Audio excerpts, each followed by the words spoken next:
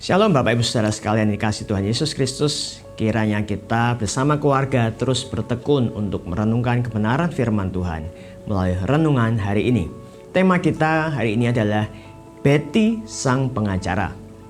Roma 15 ayat 1 demikian bunyi firman Tuhan. Kita yang kuat wajib menanggung kelemahan orang yang tidak kuat, dan jangan kita mencari kesenangan kita sendiri. Bapak Ibu Saudara sekalian, tahun 2001, seorang bernama Kenny Waters untuk pertama kalinya dapat menghirup udara bebas setelah menjalani hukuman penjara selama 19 tahun. Ini dapat terjadi karena perjuangan tak kenal lelah adiknya yang bernama Betty. Tahun 1983, Ken yang dikenal sebagai sosok temperamental dijatuhi hukuman seumur hidup oleh pengadilan Massachusetts di Amerika atas dakwaan pembunuhan tingkat pertama. Betty menolak keputusan hakim karena yakin bahwa kakaknya tak bersalah. Sejak hari itu, Betty bertekad untuk menempuh apapun demi membebaskan sang kakak dari penjara. Namun Betty berpikir, apa yang aku, ibu dengan 3 anak dan bartender sebuah bar ini bisa lakukan? Ia ingat Kenny pernah berkata bahwa satu-satunya cara untuk membebaskan dirinya ialah dengan menjadi pengacara. Apa yang kemudian Betty lakukan? Ia benar-benar menjadi mahasiswa dan masuk sekolah hukum. Sekian tahun kemudian Betty lulus perkuliahan dan menjadi pengacara.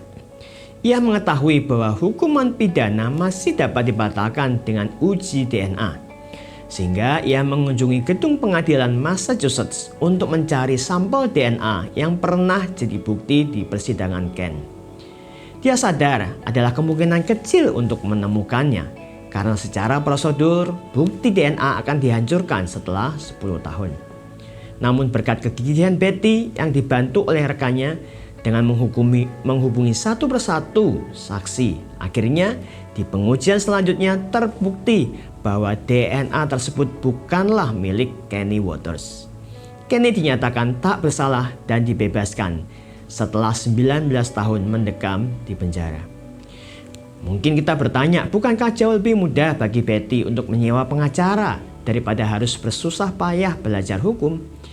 Bisa jadi demikian, namun kisah Betty ini mengajarkan kepada kita akan kekuatan cinta dalam sebuah keluarga yang rela memperjuangkan begitu banyak hal, waktu, tenaga, pemikiran, dan dana demi memperjuangkan keadilan bagi anggota keluarga lainnya.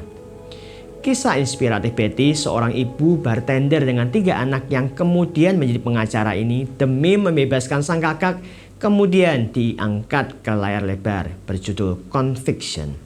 Kekuatan cinta Allah melalui Kristus sudah dinyatakan melalui kematian dan kebangkitannya demi mengangkat kita, manusia berdosa, supaya menjadi orang-orang yang dibenarkan di hadapan Allah.